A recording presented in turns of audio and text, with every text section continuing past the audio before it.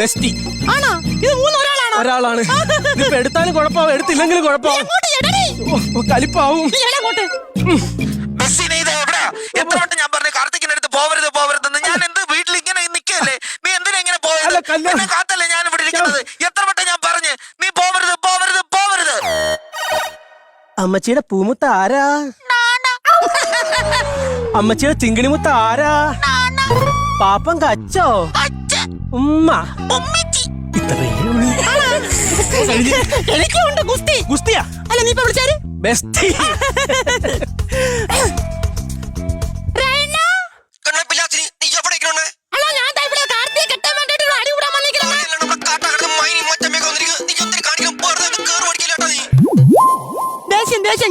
ഞാൻ പറഞ്ഞതുപോലെ പറ. അമ്മച്ചിയുടെ ചിങ്കിണി മുത്തെന്ന് പറ. അമ്മച്ചിയുടെ ചിങ്കിണി മുത്ത ആരാ?